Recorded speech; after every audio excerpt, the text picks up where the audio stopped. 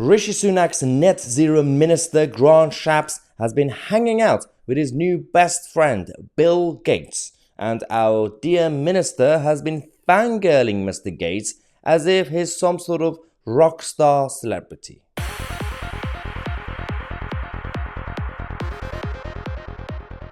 This is extremely cringy. Get ready for the weirdest thing you're ever going to see this week in British politics. So, as you know, Grant Shapps is now...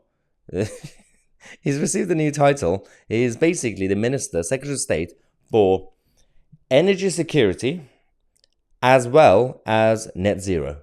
Not really sure how you could combine those two, but they are lying to us. They are trying to convince us that you can have energy security and net zero at the same time. Literally an oxymoron, but okay. Anyway, they've been, the whole department have been very proactive. They've been going to all these conferences, climate meetings and events. And one of them, which was actually in the UK, the organizers invited Bill Gates to that meeting and gathering because Bill Gates is the god of climate. He knows, he's the expert. He's clearly a climate scientist, right? He knows everything. Oh, no, he doesn't. He's just got a lot of money and he's a bored old man who's basically just influencing everybody. He's just inviting himself to everything. And because of money and lobby skills and his team, they have been influencing government policies around the world. And we have to pretend that that's absolutely normal. Let's watch this video of Grant Shapps fangirling Bill Gates. Well, as you know, I've just taken over the Department of Energy Security and Net Zero. One of the most important things is to do the transition. And what better way to get a helping hand on this than with this gentleman right here. Hey, Bill, how you doing? Hey, great to be meeting with you. And you too as well. We are going to be... Oh, dear God. Okay, let's just continue it. Transition the entire world to net zero, but make sure that we've got good, reliable, cheap energy. So looking forward to working. How? Firstly, very, very ambitious. Transition the whole world into net zero. Good luck with that when you pick up the phone and call President Xi. See what he says. See, he's going to hang up the phone on you. But you can't really do cheap energy and net zero at the same time. Over time, if you actually allow diversification of energy as options, everything should be on the table. Don't use government subsidies. Do not use people's taxpayer money to subsidize any of these firms, but allow people and enterprise to build whatever they want.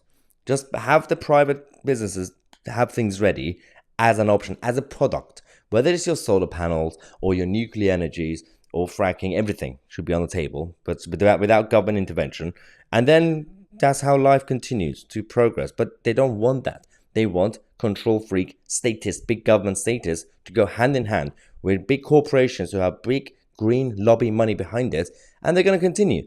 Perfect example is when you have Penny Mordaunt, people like Penny Mordaunt, hanging out with Bill Gates. And they get them to help him write their books for them or sign their books, whatever they do.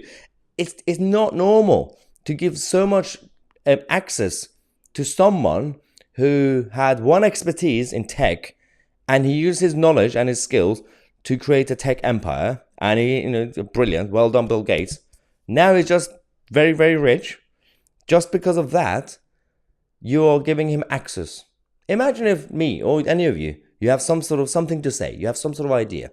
Do you think you can just go knock on a door on Downing Street and say, can we have a meeting? I've got a great idea. No, they'll just shoot you there, right down the spot. You can't do that. If you have money, on the other hand, you'll get unlimited access. And you also get to have dinners with Jeffrey Epstein. And they did that. That was Bill Gates with his best friend, Jeffrey Epstein, at the time. And he actually came back and apologized. He said, I shouldn't have had dinners with Jeffrey Epstein. Dinners! So I love how it was like multiple dinners. If it was like one dinner, I would have forgiven him. I would have said, oh, well, he was invited to some sort of gathering and there were people there and Jeffrey was there and he could have come out immediately afterwards before he gets caught and he would say, oh, I shouldn't have gone to that one dinner. But how many dinners did you go to? Not accusing anybody of anything, but the evidence is there. Or the smoking gun. There is literally no smoke without fire, as we always say on this channel. But it is fascinating that if you have this much money and make the right connections, you could just do whatever you want.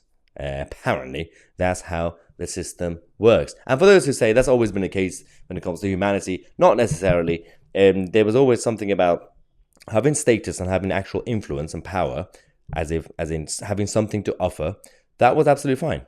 That was literally how the Roman Empire was operating internally. They weren't always just stabbing each other in the back.